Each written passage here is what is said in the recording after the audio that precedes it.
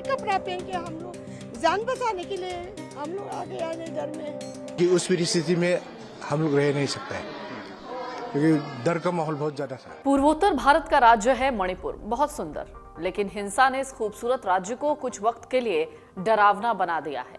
इस वक्त जो तस्वीरें मणिपुर से सामने आ रही हैं वो तस्वीरें बहुत ज्यादा डरा रही हैं। कुछ लोग भावुक हो रहे हैं उन तस्वीरों को देखकर।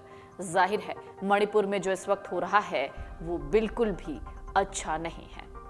अब तक यहाँ 52 से ज्यादा लोगों की मौत हो चुकी है। पीपुल ना कुछ लोगों ने भी बहुत तंग किया है। हम लोग का घर भी सब जलाया है, दुकान को भी। इसलिए तो हम हमारे नेबर के पास ना छिप के रहता है। और उसके बाद हमारा पुलिस हेडक्वार्टर में ना हम वहाँ पे भी हम सब छिपता है। और उसने भी पुलिस का क्या पुलिस ने हम लोग तो एक गाड़ी में ना एक ट्रक में सब डाल के वहाँ करीब कोई BSF का कैंप में भी वहाँ पे छोड़ता है। हम लोग का घर सब आग जला गया है ना।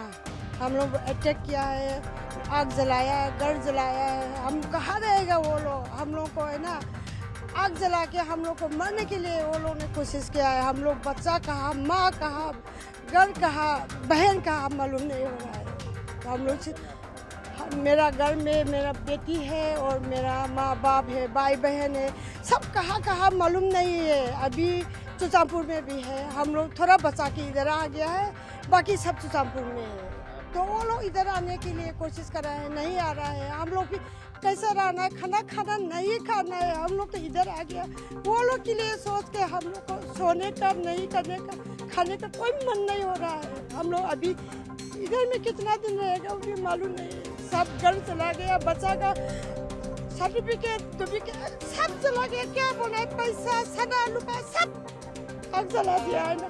कुछ नहीं, सिर्फ ये कपड़ा पहन के हम लोग जान बचाने के लिए हम लोग आगे आए घर में, बाकी कुछ नहीं। हम लोग घर में सिर्फ ये है। चप्पे चप्पे पर सेना की मौजूदगी है, इंटरनेट सेवाएं बंद हैं, जमीन पर तनाव जबरदस्त है। मणिपुर में हिंसा का इतिहास पुराना है, समय समय पर विवाद होते रहते हैं। वैसे तो सिर्फ मणिपुर ही नहीं, हिंसा की आग में और भी राज्य हैं जो कभी न कभी जले हैं। दो समुदायों के बीच लड़ाई, सेना के साथ झड़प, ये आम बात रही है। लेकिन इस बार मणिपुर में जो आग फैली है वो बहुत अलग है। पहली बार देखा जा रहा है कि इस हिंसा में आम लोग भी सक्रिय भूमिका निभा रहे हैं। मणिपुर हिंसा में हजारों लोग प्रभावित हुए। जो लोग मुश्किल से बचे वो फिलहाल राहत शिविरों में हैं। रैली के दिन में वो लोग का रैली के दिन में जो परिस्थिति हुआ था उस रात में हम लोग बहुत घर छोड़ के आना ही पड़ेगा क्योंकि उस परिस्थिति में हम लोग रह नहीं सकते क्योंकि डर का माहौल बहुत ज़्यादा था उस रात में। तो सुबह होते हुए हम लोग आर्मी का जो है आर्मी लोग आया है उसका साथ आया है हम। और दुकान की हालत क्या है, घर की हालत क्या है, कुछ पता चला? नहीं, अभी तक नहीं पता चला है। आप देखने भी नहीं गए? नहीं गए, जा भी नहीं सकता है, बहुत डरा हुआ है हम।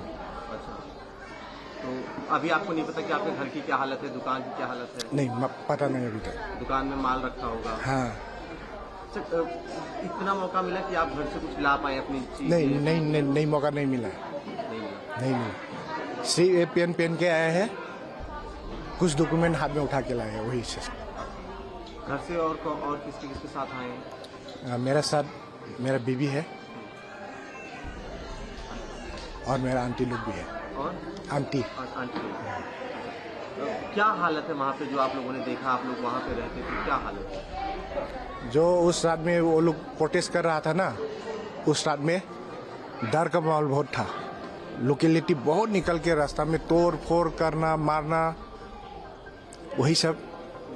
और जो मैतेई लोग है, मैतेई लोग को बहुत उल्टा सीधा बोलता है, काटेगा, मारेगा।